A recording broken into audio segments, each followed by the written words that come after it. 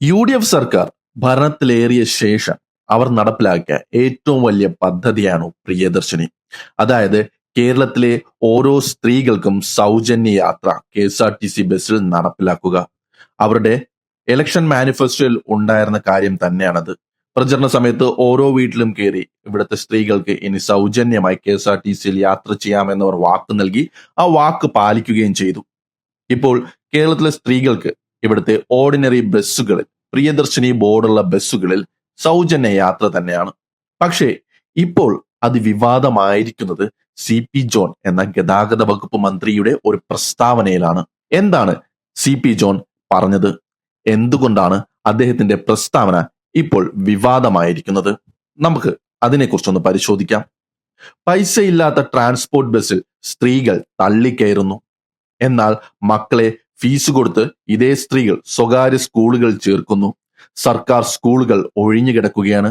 അതേ സ്ത്രീകൾ തന്നെ അസുഖം വന്നാൽ സർക്കാർ ആശുപത്രിയുടെ വരാന്തയിൽ പോയി കിടക്കുന്നു എന്നാണ് അദ്ദേഹം പറഞ്ഞിരിക്കുന്നത്. ഇത് സൗജന്യമായി KSRTC ബസ് ഉപയോഗിക്കുന്ന സ്ത്രീകളെ അപമാനിക്കുന്നതിന് തുല്യമാണെന്നാണ് ഇപ്പോൾ വിമർശനം വന്നുകൊണ്ടിരിക്കുന്നത്. ഇലക്ഷൻ പ്രചരണ സമയത്ത് ഓരോ വീടുകളിലും കയറി സ്ത്രീകൾക്ക് സൗജന്യ ബസ് യാത്ര അനുവദിക്കും എന്ന് പറഞ്ഞപ്പോൾ അവിടുത്തെ കുട്ടികൾ പ്രൈവറ്റ് സ്കൂളുകളിലാണോ സർക്കാർ സ്കൂളുകളിലാണോ പഠിക്കുന്നത് എന്ന് ഇവിടെ ആരും അന്വേഷിച്ചിരുന്നില്ല. ഓരോ വീട്ടിലും സ്ത്രീകൾ പണമുള്ളവരാണോ പണമില്ലാത്തവരാണോ എന്നും ആരും അന്വേഷിച്ചിരുന്നില്ല. പക്ഷേ ഇവർ തന്നെ സ്ത്രീകൾക്കായി നടപ്പിലാക്കിയ ഒരു പദ്ധതി, അത് സ്ത്രീകൾ ഉപയോഗിക്കുമ്പോൾ അവരെല്ലാം അതിലേക്ക് തള്ളിക്കയറുകയാണ് സൗജന്യമായതുകൊണ്ട് എന്ന് പറയുന്നത് അവരെ അപമാനിക്കുന്നതിന് തുല്യം തന്നെയാണ്. CP ജോൺ ഇവിടെ ഓർക്കേണ്ട ഒരു കാര്യമുണ്ട്. UDF സർക്കാർ ഫ്രീ ബസ് സർവീസ് കൊണ്ടുവരുന്നതിന് മുൻപ് കേരളത്തിലെ KSRTC ബസ്സുകളിലും പ്രൈവറ്റ് ബസ്സുകളിലും ബഹുഭൂരിപക്ഷം യാത്രക്കാർ സ്ത്രീകൾ തന്നെയായിരുന്നു. 70% കേരളത്തിലെ പ്രൈവറ്റ് ബസ്, KSRTC ബസ് യാത്രക്കാർ സ്ത്രീകൾ തന്നെയായിരുന്നു.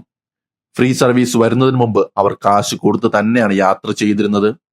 പണമുള്ള സ്ത്രീകൾ KSRTC ബസ്സിൽ ഫ്രീ ആയി യാത്ര ചെയ്യുന്നതാണ് ഇവരുടെ പ്രശ്നമെങ്കിൽ സാമ്പത്തികം നോക്കി ഇത്തരത്തിലുള്ള പദ്ധതികൾ നടപ്പിലാക്കണമായിരുന്നു.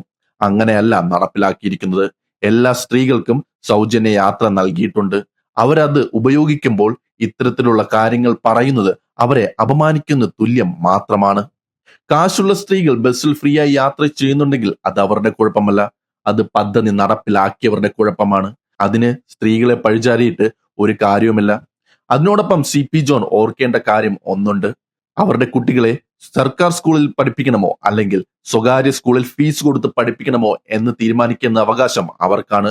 ഒരു മന്ത്രിക്കും അതിൽ ഇടപെടാൻ ഒരു അവകാശവുമില്ല. അസുഖം വരുമ്പോൾ സർക്കാർ ആശുപത്രിയിൽ പോകണമോ അല്ലെങ്കിൽ പ്രൈവറ്റ് ഹോസ്പിറ്റലിൽ പോകണമോ എന്ന് തീരുമാനിക്കേണ്ടതും അവരാണ്.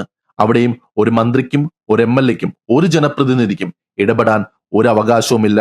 ഇക്കാര്യങ്ങൾ ചൂണ്ടിക്കാട്ടി നിങ്ങൾ തന്നെ കൊണ്ടുവന്ന ഒരു പദ്ധതി അത് സ്ത്രീകൾ ഉപയോഗിക്കുമ്പോൾ അവരെ അപമാനിക്കുന്നത് ശരിയാണോ എന്നോർക്കണം. എന്തായാലും CP ജോണിന്റെ പ്രസ്താവന ഇപ്പോൾ വലിയ വിവാദമായി മാറിക്കഴിഞ്ഞു.